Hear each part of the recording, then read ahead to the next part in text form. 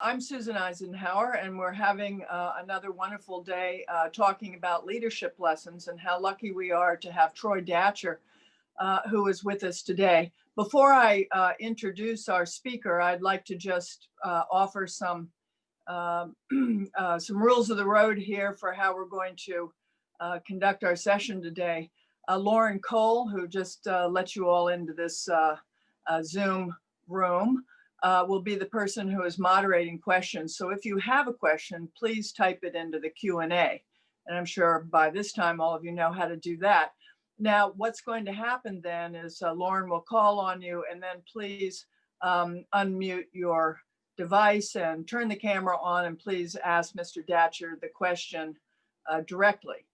So this is going to be an informal discussion about leadership lessons in the extraordinary career that Troy Datcher has had.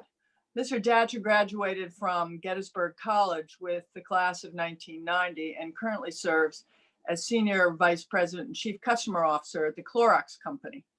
As I said to him yesterday, wow, what a company to be working for at this particular moment in our history.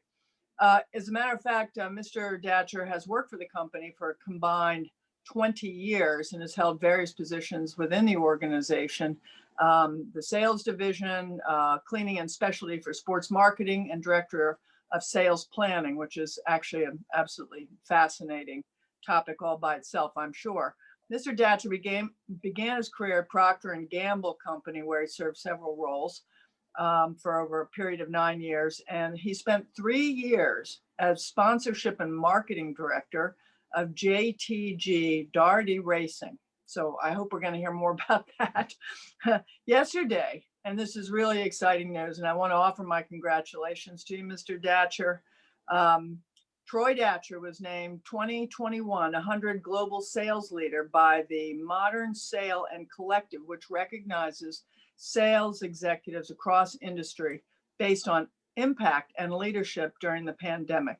Well, I think that's an absolutely remarkable award to receive right now in this historic time we're living through. Mr. Datcher is a member of the board of the Clorox Company Foundation and serves on its Executive Leadership Council. And finally, as you may know, he serves on the board of trustees at Gettysburg College. So, Mr. Datcher, let me just thank you very much for taking time from your busy schedule and time alert here. Mr. Datcher got up really early to be with us this morning because he's speaking to us from Oakland, California. So we will not complain about early rises again. In any case, it's a pleasure to have you here. And I can't think of anybody who is more on the front line of what is happening in the corporate world around the COVID-19 crisis. We've all been trying to buy your products madly in the course of the last 10 months. And I know it's been probably a very, very challenging time on many, many levels. Mr. Datcher, could you give us some way of looking at the kind of challenges you've been facing in your leadership position there at that company? First and foremost, Susan, thank you for the time here. And you can no longer call me Mr. Datcher. That makes me feel way too old, and that's way too much respect in that. So, Troy, to you, okay? Yeah, it's been a very interesting time for us all, and Clorox has been around for 107 years, and we've been building brands along that journey.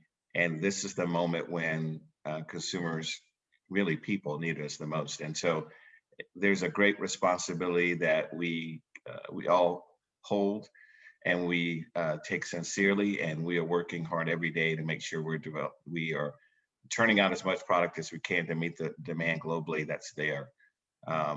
We know we play a role in public safety, and we take that role really seriously. So a lot of the challenges I'm facing are ones that you typically think about during a time when there's more demand than supply. And that is managing really the tough conversations with retailers around the globe, making sure that we're being transparent and communicating in real time.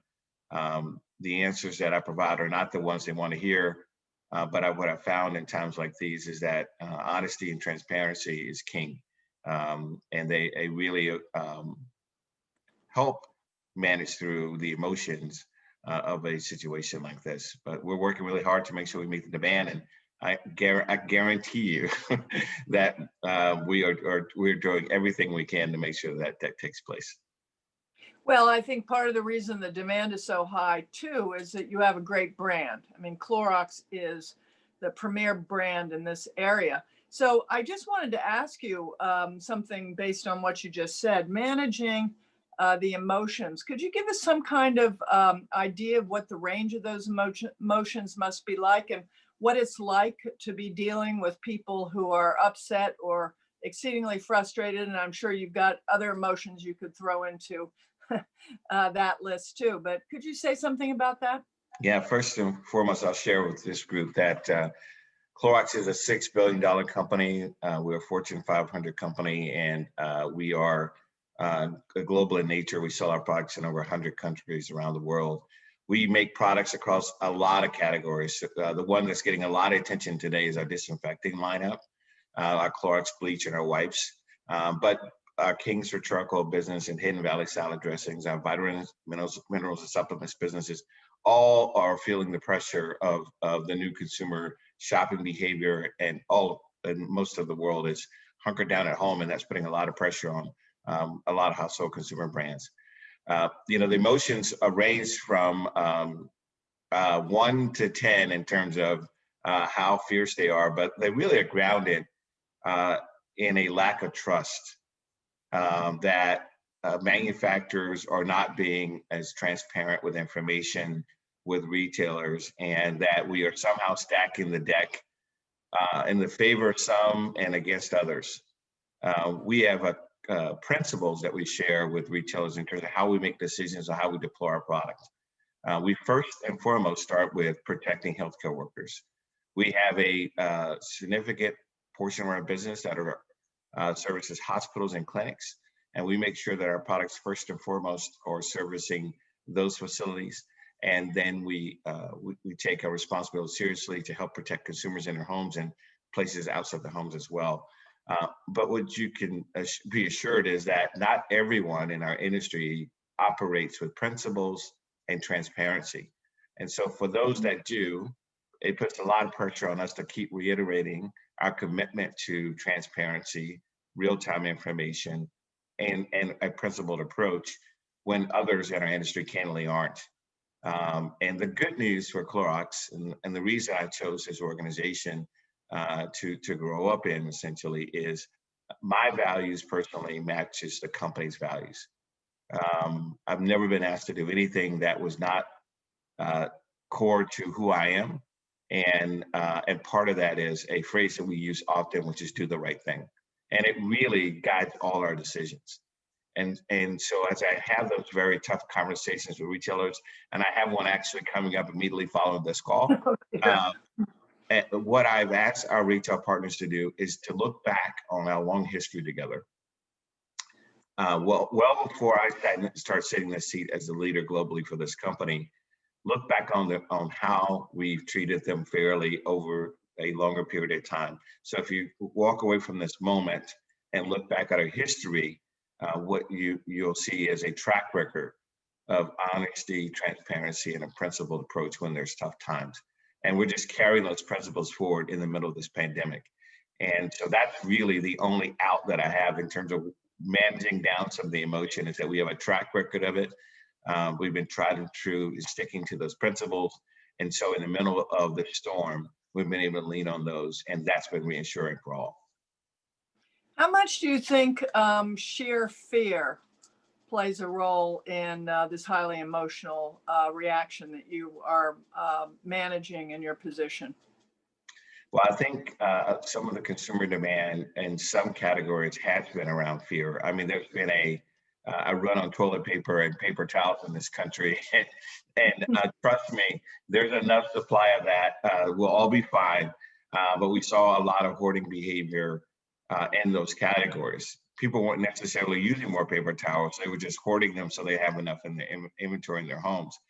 What we've seen in cleaning products is actually a bit different. Not a lot of hoarding, but what we've seen is actually a lot of increased usage of our products. So they're taking wipes outside of the home. They're cleaning more surfaces. As things enter their environment, they're using more products to disinfect them from their doorstep into their homes. And so we're seeing really great consumer behavior in terms of the takeaway. And more importantly, they're actually using the product versus just hoarding them in their basement, where we're seeing across some other categories. So fear is driving some behavior. We just conducted a study on pantry loading recently, and just we'll keep an eye on that because it puts a real big stress on our supply chain. But we know that we're trying to publicly talk about our supply challenges, and we're reassuring everyone around the world that we're working really hard to make sure we meet the demand so that people can walk away from hearing that message from our CEO, or when I'm speaking publicly, knowing that the next time they go to the store, there'll be product there. There's no need to take more than what's necessary during that shopping trip. Well, you said something intriguing a minute ago about your core values and how they align with the company you're working with. And I must say that must be a wonderful situation to find yourselves in, because during crises, people can surprise others for having a different set of values than you might have thought. Tell me how you tell all of us, please, how you think about those values and how you began to learn what your values were. When did it start and how did it develop? Yeah, I've been fortunate enough to grow up in an environment where values always mattered. And my mom can take a lot of credit for that, the right and wrong piece, and making sure that I had a foundation of really good principle decision making before she let me leave Alabama to go to Gettysburg College. But I'll tell you, Susan, a lot of my approach to leadership and decision making actually was formed on that campus. And this may sound really corny to the students there, but really signing your name on with the honor code is a really big deal. Saying that you haven't received any unauthorized aid and that you have not had any outside efforts to help you achieve the results of the work that you're doing, that level of personal responsibility and ownership is something that was ingrained in me. And I actually made a conscious decision to only work for organizations that match my own personal objectives. No offense to anyone who sells cigarettes for a living, but it's not something I wanted to do. No offense to anyone who sells alcoholic beverages. It's just something I decided I didn't want to do. And so I think it really, I've been able to choose the type of places I wanted to work. And I knew that if my personal values matched the company values, then I'd never be asked to do anything that I felt that was in conflict. And any of these industries, when you make a choice to dedicate the amount of time that we all do in them, it needs to be an environment where you can thrive. And I'm in an organization where I can thrive because my values are in lockstep with how we make decisions as a company. That's reassuring, and it unlocks the best out of people when those two things match up. Well, that's really very profound. Well, you've had an opportunity to work at some interesting places before arriving at Clorox. Can you think of any examples where you were put into a position where you realized suddenly that your values were not reflected? And you don't have to say the name of the organization, but we're just curious because this kind of alignment that you're talking about is very special, but we're finding out that all Americans don't actually share the same values with each other. And so I was just wondering if you'd ever been challenged in that respect. Well, the good news is within the organizations I've worked for, I've not had that as an issue. For the students today, you have so much information at your fingertips about an organization. Before you walk in to interview with any organization, I'd go to their website, I'd check out their purpose. I'd understand if they have a purpose. And you can also research to see if they're living that purpose in a really authentic way. I, unfortunately, 30 years ago, I didn't have the luxury of going to the internet and Google and finding out more about the company than I could by doing some extensive research. So this, you guys have an advantage here. But I haven't been faced with that issue. But I will tell you, Susan, what I've been faced with is when my company's values are in conflict with a customer's values, with a partner's values, with a retailer's values. And I've faced those challenges throughout my career where they wanted me to do something that wasn't in line with how we operated. And again, it was great to go back to the principles that we have as a company and say, we don't do that. And you can call anyone from the admin who answers the phones every day to the CEO of the company, and the question will be answered the same way. Recently, when the pandemic started, actually, I was on the phone with a really significantly large global retailer. I won't mention their name, but they called me and they asked me for 6 months of inventory on our product. This was literally the second week of the pandemic. And they had more information than most. They knew what was happening globally, so they knew there would be a run on disinfecting products. And on a Saturday morning, I said to that senior executive of this really large, powerful company, we will allocate our products based on our principles. And unfortunately, I will not provide you with 6 months of inventory.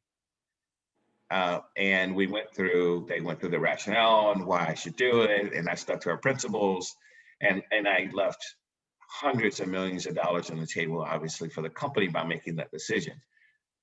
I hung up the phone with that person, feeling satisfied that I'd answered their questions. The next phone call they made was to our CEO. Our CEO picked up the phone and he said, they said, hey, here's our proposal. We'd like to have 6 months inventory. He said, I understand you just got off the phone with Troy. What was Troy's answer? Well, Troy told us no. And he said, well, our answer is no. Those are our principles. And so from top to bottom, wherever you may venture through our organization, those principles hold true. And it's really the conflict between how some others may want you to act versus what your principles are. That's when they get tested. And that's when you know if they're really true. Wow, that's really quite a remarkable thing. Do you have responsibility for overseas clients as well? I do. I have a responsibility globally for the company. We have 1,000 people in our sales organization globally, about half in the US and about half globally. We are in over 100 countries where we sell our products, and expanding that candidly even more so than ever before. If you think about the current situation we're in, it's global in nature. First time in my career where there was a concern globally that we had to address. And so we're finding ourselves in other parts of the world that we weren't before. That's exciting for us because we have a product that not only does the job, but is responsible, good corporate citizen. We do a lot for the communities in which we compete in. And so I'm excited about bringing our products and our community-based approach to the marketplace and other places around the world. Well, it's very challenging too, because not only are the needs different in all those foreign countries, but also the cultures and the expectations. And wow, that's very, very exciting. You know it well, and so Susan, one of the things there is we really have to know the consumer. You have to know, to your point, the nuances and what is expected globally. One size does not fit all. The communication on your package, what the product does, how it feels, the type of ingredients, it's all very local in nature in terms of what's acceptable and what people expect. Well, kudos to your company. I did this kind of consulting for a long time, and I can tell you not all corporations in America get the idea that there are different cultures around the world. We have that kind of sensitivity is really important and extremely admirable. So back to this leadership journey on your part.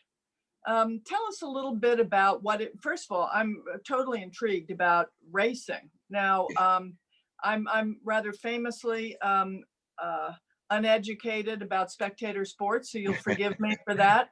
Yeah. I But won't use any tell sports us, analogies. I okay, won't use. no, well, I'm trying to study those very carefully Yeah. because I see they're of increasing importance. But tell us how that experience might have opened the way for the other opportunities that, I mean, it seems to me kind of a little bit of a long way to go from racing to Clorox Company. So maybe you could chart your course for us a little here. Yeah, I'll give you. Hopefully, I won't bore people with this story, but it was a fascinating one for me personally to go through. It actually led to a lot of great personal development, and I wouldn't be sitting in the seat today had I not taken that really huge right turn and gone to do something very different than selling consumer products. I was at Clorox after a stint at Procter & Gamble. I was at Clorox, and one of the responsibilities I had was working with a NASCAR team as a part of our marketing efforts. We own a brand called STP and Armor All. Those are car products, and I was writing a significant check to this race team, Richard Petty Motorsports. Richard Petty's the king of all racing. He's won more NASCAR races than any other person on earth. And he was our really iconic brand ambassador. And I said, hey, maybe I should get to know why we're writing this 7-figure check to this guy every year. Maybe I need to dig into this. So I started going to the racetrack. And as I went to the racetrack, I was intrigued by the competition. I was intrigued by the strategy. I was intrigued by the business model, the characters. And so I was sitting on my deck in Oakland, California one afternoon, and it wasn't NASCAR season. The season was over, and I was missing like being at the track. I was missing watching it on TV and following it on the sports channels. And I said, I should quit my job and go work in NASCAR. I can bring all of those skills that I've learned in sales to that environment. And so that's what I did. I started calling owners in the sport. And I got an owner that I actually knew on the phone, and we started to talk through the possibilities. And so I said, hey, let me come in and let's work together to build a marketing company within the sport itself. And so we did that. And it was a wonderful, wonderful experience. And going to work from an organization, a Procter & Gamble that was 80,000 people, to a company of Clorox, which is 8,000 people, to go into an organization that had 80 people, was a very big shift. And one of the great things I learned about leadership there was that everyone matters. Literally, all 80 people had to do their jobs really well if we were to win a race. You'll see a flag over my back shoulder here. It's actually a checkered flag that was autographed by one of the drivers after we won a race. And one of the things that I'll always cherish is the journey to get to that victory, and how all of us have to work together to make it happen. And my role in that was I was selling sponsorship. And guess what? If you actually don't have revenue coming in, you can't hire the people. And if I didn't do my job really well, people got fired. They lost their jobs. If I didn't wake up every morning with the passion and the focus on accomplishing my role as a part of this entire ecosystem, other people lost their jobs. And I took that very seriously. And I bring that same focus and energy back to Clorox now that it's 8,000 people. If I don't make this sell at Walmart or some other customer, then there are major implications. And I know that someone, whether it's someone in our plants or other facilities, they will lose their jobs. And so it was a great experience working hand in hand with the owner. And I got a chance to really test my leadership skills and day-to-day practice. Conflict resolution. I mean, you're in these sports environments, Susan, and there's a lot of testosterone, and people like to fight, we were like, I was reconciling those kind of disagreements. That doesn't happen in places like Clorox, obviously, but those kind of environments were really interesting to kind of problem solve. And how do we fix those things? And how do we develop a team? And how do we make sure we're all focused on the big idea? And the interesting thing about NASCAR and racing and sports is typically there's only one hero. When you win a race, they interview only the driver. They didn't interview me. They didn't interview the person back at the shop who puts the car together. They interviewed the driver. You have to be in service of that bigger vision. You have to be in service of that bigger objective. And you're not going to get the fame and the glory. You're going to be in the background, and you have to be really okay with that. And I love that concept of team that I learned as a part of being in NASCAR. Oh, that's fascinating. Well, you were talking about the value of each employee. This is actually, let me just say that after this question, let's invite some questions from the students. But I just was wondering how you convey, what is your secret sauce for conveying this kind of care and attention to everybody on your team at a company as large as yours? In other words, how do you execute on the big idea? Well, first and foremost, Susan, I charge a lot of money for my secret sauce ideas, so I'll see you a bill later over that. Okay. But I will tell you that I try to make what we do personal to everyone. I try to make sure that everyone understands their role in delivering against the objective. What I found is if a person does not really realize their personal contributions to our success, that's when it really falls apart. And so I spend a lot of time making sure that we are very clear with every single employee what the big picture is, what the end goal is, and how their work uniquely fits into that objective. And when you can make the connection between the day-to-day work and the longer-term objective, people really rally together behind that. So it's really making sure that people understand that every single role matters. We wouldn't have the role. Trust me, I have an admin budget. I have pressures to trim that budget every year. I look for places where there are roles that I can eliminate because they're not adding value. So any role that I support and fund year to year is a role that I need. And I need performance. I need execution. I need efficiency from that employee in order to get to the end objective. And so I really try to paint that picture that the whole is greater than the sum of its parts. And we have to work together to deliver against that. The other thing that I do is I typically, depending on the audience, I paint a picture of success or I'll paint a picture of failure. So the picture of success, I talk to folks about how it feels when you win, what that feels like, how cold the champagne is when it's being poured over your head in victory lane, or how horrible it is when you get beat on the last lap of a race and you finish second.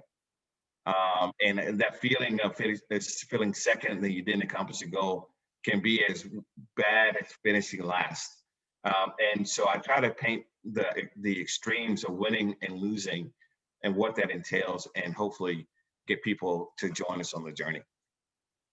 Well, that's extraordinarily interesting and very well said. So I'd like to turn this over to Lauren. Do we have any questions? I have one request, Lauren. If someone asks a question, I want them to turn on their camera. I want to see Right. them. Okay, great. Hi, Lauren. Hi. Excellent. Matt, do you want to turn your camera on and ask your question? Yeah, sure.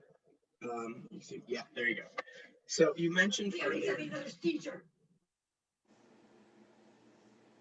Sorry, give me 1 second. Oh.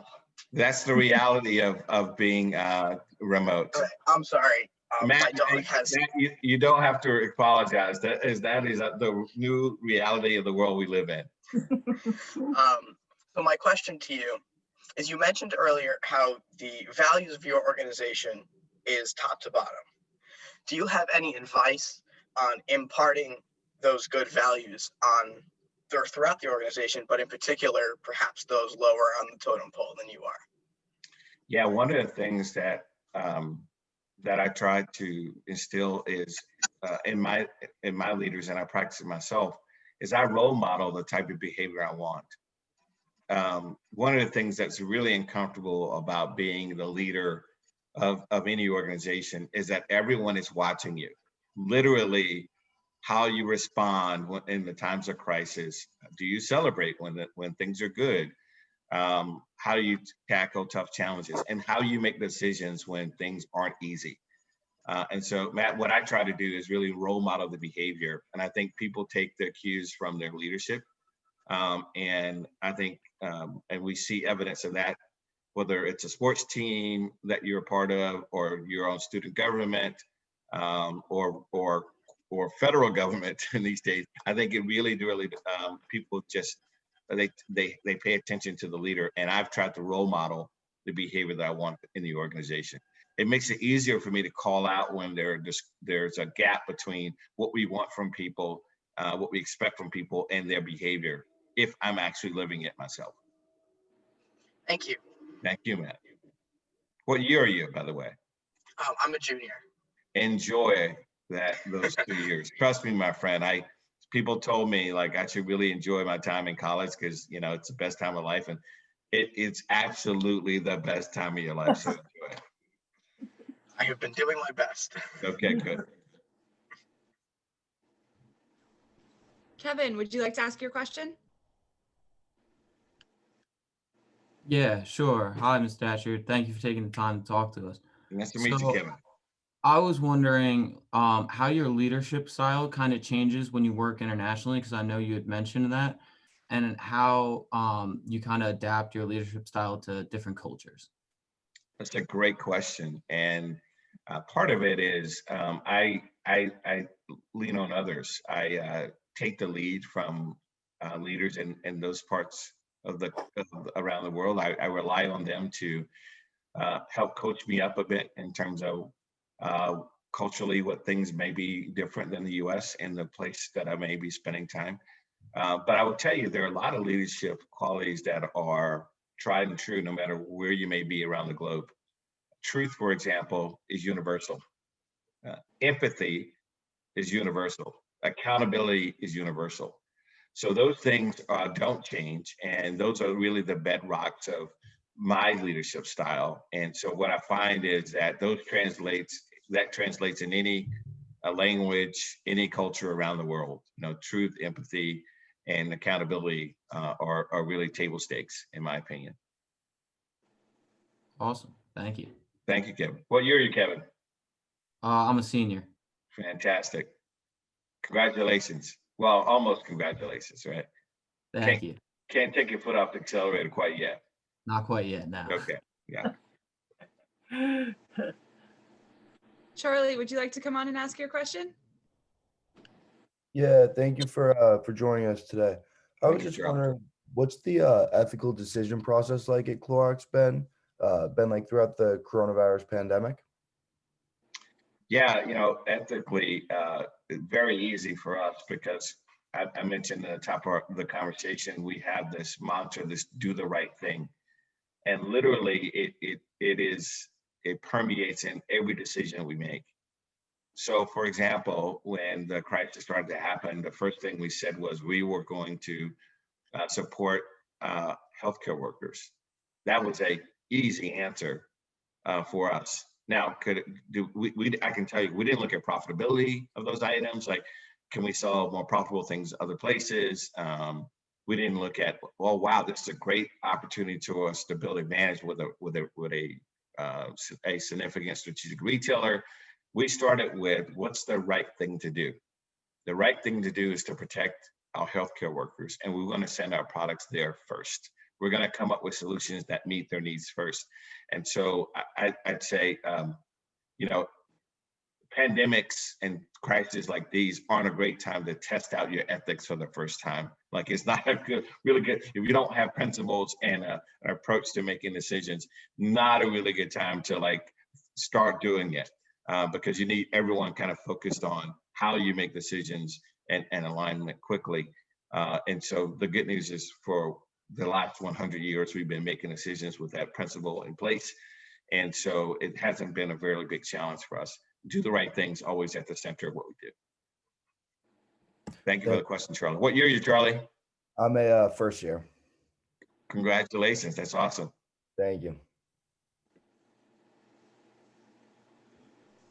Lauren, do you want to turn your camera on and ask your question? Hello. You said you really enjoyed your time on campus, so here's a college question for you. Great, Did you Lauren. have leadership roles while you were on campus, and what did you learn as far as values from the leadership structures on campus that you've been able to translate to your work environment? Lauren, what year are you? I'm a junior. You're a junior. Or what things are you involved in? I'm on the exec board for Student Senate right now, and I'm president of 2 clubs. I love it. So I did quite a bit while I was on campus, and I explored my leadership style, although I didn't know I was doing this while I was on campus. But I was the leader of quite a few things. I was in the Student Senate. I was on the executive committee for Student Senate, just like you, Lauren. I was president of the Black Student Union. I was the manager of, we had a nightclub on campus called The Dive at that time. And I was the manager of The Dive. I worked at WCBT and I had a leadership role there. What else did I do? I raised my hand for a lot of things. I don't even know if I took classes there. I think I just really I was in all the clubs. So it was a really great opportunity for me to really test my own personal leadership, thinking about providing direction for peers and people that were your age, which is what you're doing today, making sure that everyone's following the guidelines and that we're on task, and practicing those skills will always serve you well. And so for me, it was a little bit of everything. And I spent a lot of time in the president's office. I was selected to be a part of a search committee for a new president while that was taking place when I was a student. And so I got a vast look at responsibility because I got a chance to do it all across a lot of different opportunities that were presented on campus. There's endless opportunities for leadership on a college campus. There's like a zillion clubs, right? And tons of activities. So I'd say raise your hand like you're doing, get involved and test out those leadership skills. And I can tell you as an employer, and we employ hundreds of people a year in the sales function. I look for folks that have had leadership positions. I look for folks who've already been tested in terms of leading. And again, I think it's tough to learn leadership, in the middle of a crisis. And so it's really a low risk way to kind of test out your leadership skills. I apologize to all those folks who were in the Black Student Union when I was there, and I was probably making really stupid decisions, but it didn't really cost anyone like their livelihood, right? Today, if I make a wrong decision, literally it may cost someone their livelihood beyond mine, others. And so it's a great way to learn how you want to lead. Those things I talked about, truth, empathy, accountability, all those things I learned on the campus in those roles. And you're representing a large constituency of students as a leader on Student Senate. And so you're learning it. That's a really great thing. Thank you. Thank you, Lauren. Well, I have a follow-up question to what you alluded to here, and that is that we are in a different time for students at Gettysburg College. In other words, the wonderful opportunities you had to go join clubs and to be intimately involved in the activities of the college are a little more limited than they were before, and different classes are having to work remotely and the rest of it. We could all talk about the downsides. I think we probably know what the downsides are, but what are the upsides for this period of time? How could we as a community, or how could those who are still studying at Gettysburg, how could they see this in positive terms? Yeah, I think, we have not faced something like this in my lifetime, where you had a global pandemic, you had economic challenges with a recession, combined with a lot of social unrest, all in one, like the perfect storm of a lot of tough issues. And it's really created a really ambiguous situation for us all. If you can accomplish your objectives in this ambiguity that we're all sitting in today, that's a really great thing to lean on later as you're making decisions. I think managing ambiguous situations is probably the toughest thing you do as a leader. And we're all living with those challenges today. And so, there's no blueprint. for the world that we're living in today. And so, Susan, I think it's a really great opportunity for one to show resiliency. How do you step up and show that you're reliable, there's confidence in the way you approach things. It's really required during these really challenging times today. And so I'd say this is presenting the world with a really unique opportunity, and there will be leaders born out of this moment. And so I'd say embrace the ambiguity, step into it, and find ways to lead in this moment, because it is only easier when we're all back together. It is only easier when we're not doing all this over Zoom. Trust me, I'm a bit more entertaining if I was sitting in a room with all of these people versus this Zoom thing it's necessary today, but not my preferred form of communication. So I'd say continue to lean into to learning while we're in this situation, because it'll pay off in major dividends later. Well, I think that's a wonderful way of putting it. And I personally am a great believer in preparation and challenge yourself intellectually when you have some period of time to be alone with your thoughts. I just wanted to ask you, because Hey, Susan, can I add one thing there? Please, yes. Which is, I'd say practice, like use this time to practice. You mentioned preparation. I'd throw in practice as well. And what I mean by that is, whenever I'm sitting in a room, and say if I'm sitting in a room with the CEO of the company, and there's a question that's asked to her, I actually would answer that question myself in my head or on paper. Like I won't beat her to the punch and answer the question. If it was directed to her, I'll let her do that. However, I imagine that I'm the CEO in every situation. And I've been doing this throughout my career. I've been practicing for the moment, because I've been sitting in the room with my leader. They get a really tough question, and I say, well, how would I answer that question? Or how would I tackle that issue?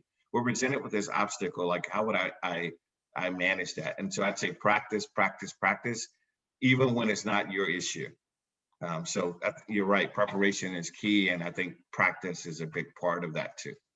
Well, it sounds like you take notes. Do you keep your notes? Do you keep a diary? How do you make sure that you don't lose any of these insights?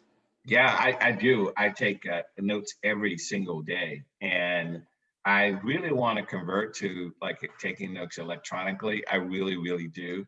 But I haven't, it's the one thing I haven't been able to convert from paper. So I have a journal that I keep. I get through about 4 or 5 of them a year, and I stack them up, and I have stacks and stacks and stacks of them. I don't know if I'm writing a book or if I'm just, if I'm just want to go back and relive some old day, great times in the past. But I keep all the books, and I keep a track record of my commitments and my promises and my challenges.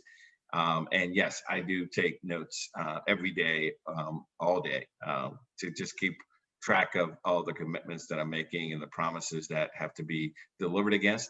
And importantly, if I have an idea or a nugget throughout the day, I try to jot it down. I do remember a really crazy story from the musician Michael Jackson. I'm sure everyone knows who Michael Jackson is. And Michael would write songs whenever it would hit him. Like literally, he would, in bed, if he woke up in the middle of the night, he would take a pen or a marker, and he would write out the lyrics in that moment. And strangely enough, sometimes they were on his like bed sheets and like those kind of things, but wherever he could write down the notes. But the important thing is like note taking, like not losing that moment, is something that I practice. Wow, that's really something. Now, could I ask you a personal question here? Did you get this idea from your mother, or did you have mentors along the way who encouraged you to do that and to hold that moment in the way you just described?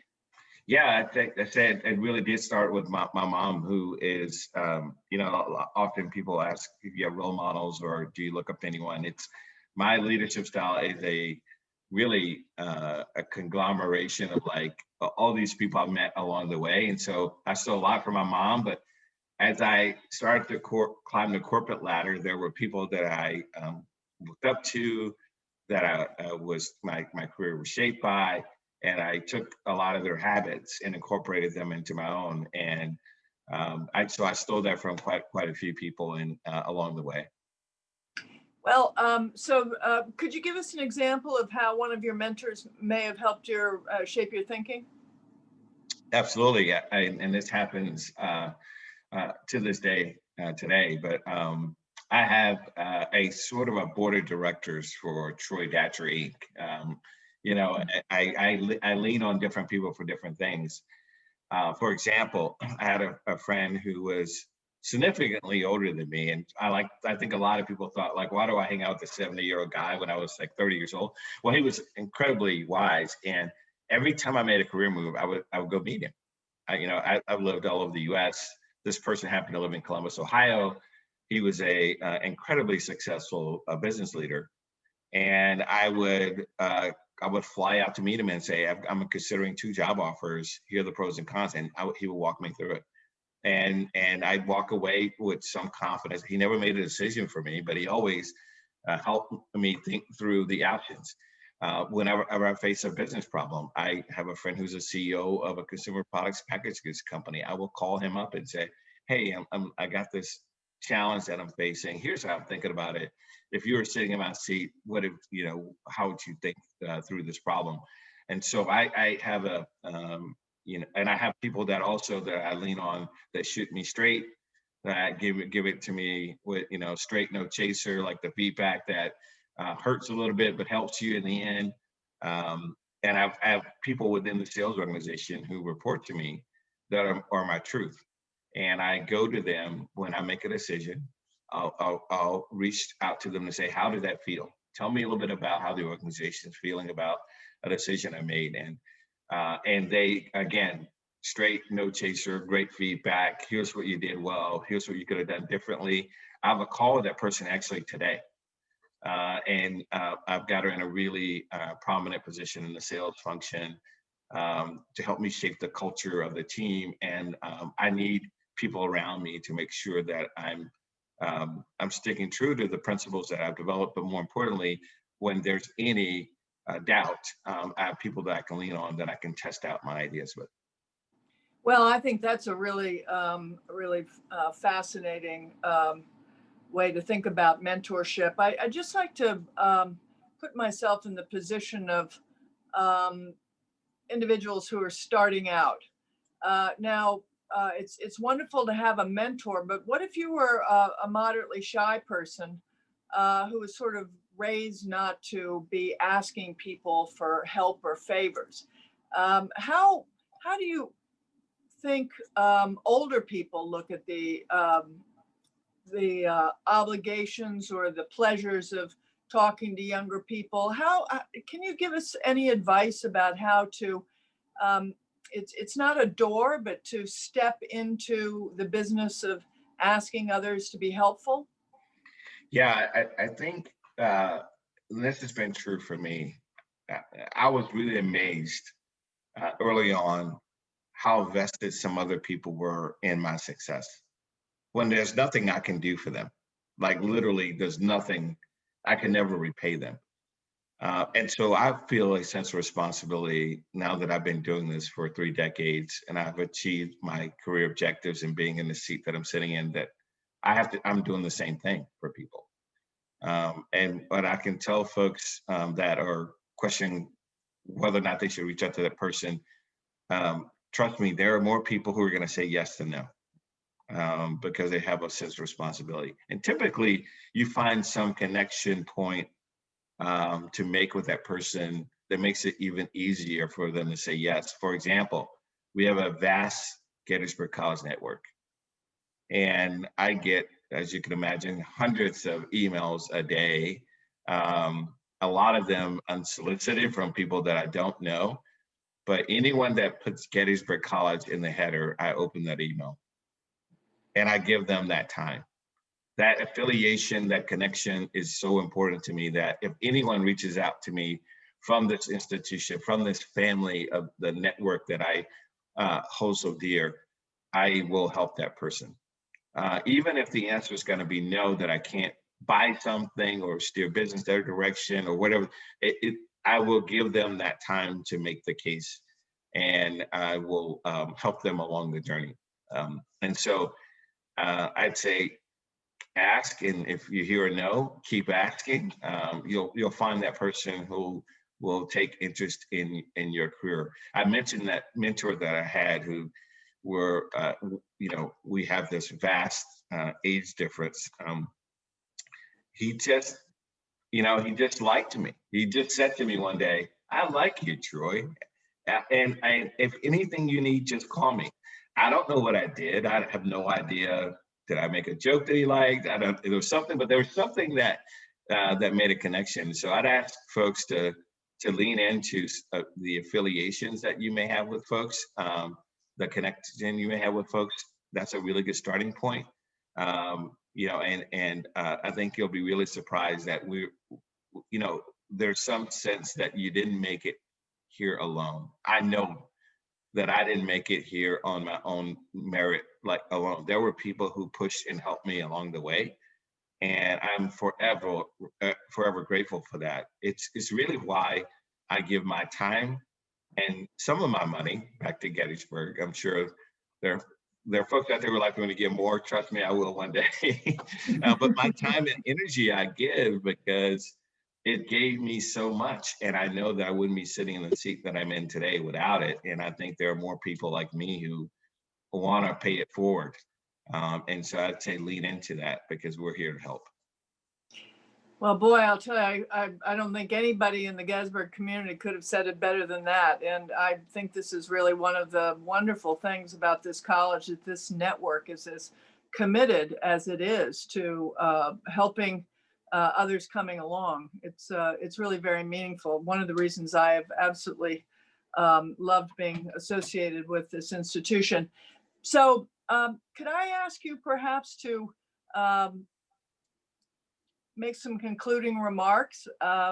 It's been such a rich conversation, and I really want to thank you very, very much for giving us an insight into what it's like to have so much responsibility at such a crucial time in not just our country's history, but world history.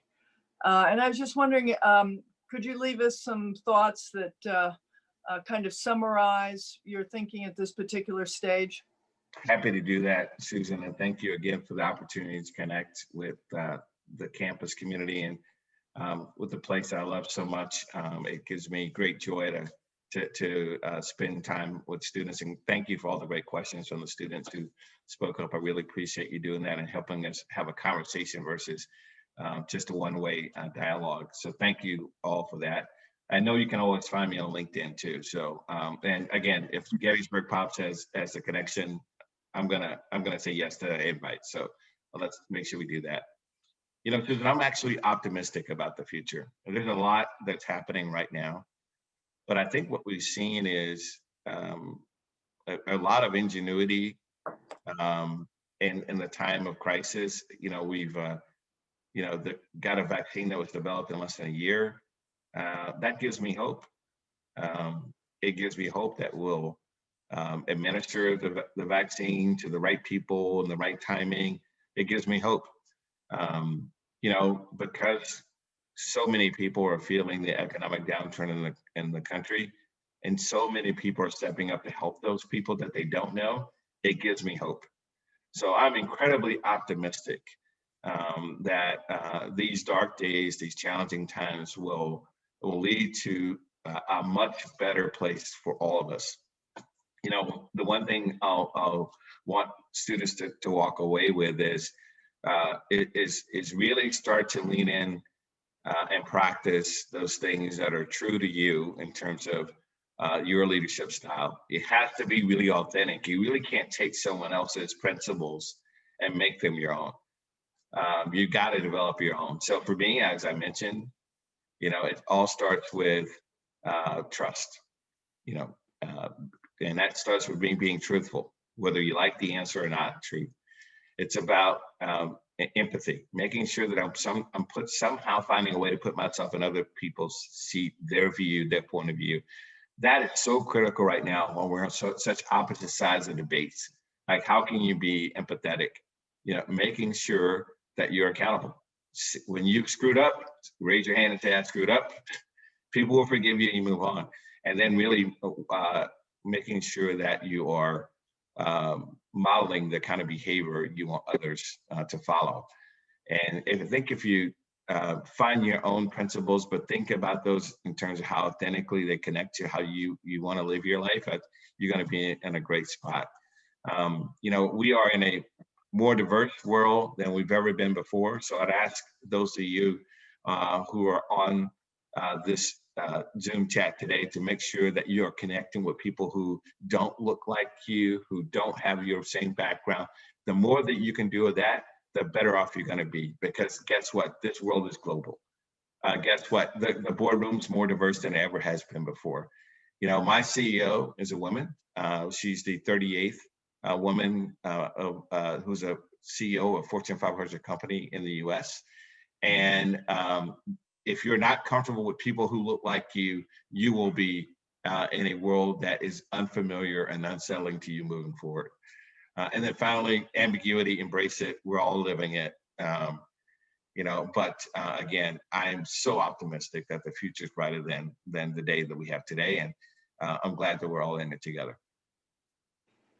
Well, I must say, Troy Datcher, what a remarkable interview this has been. And I have to say that I am full now of that optimism going forward. It is absolutely a remarkable thing that we have managed to improvise, show resilience, address problems that are in the here and now. So let me thank you again for illuminating these extraordinary times and the values that you have used to lead your own life and to lead others on this long journey. Thank you very much. And thank all of you for participating today. Thank you, and thanks for everyone to join. And I wanted to show I have my Gettysburg College gear on today. Go Bullets, orange and blue forever. There we go. Thank you. Thank you.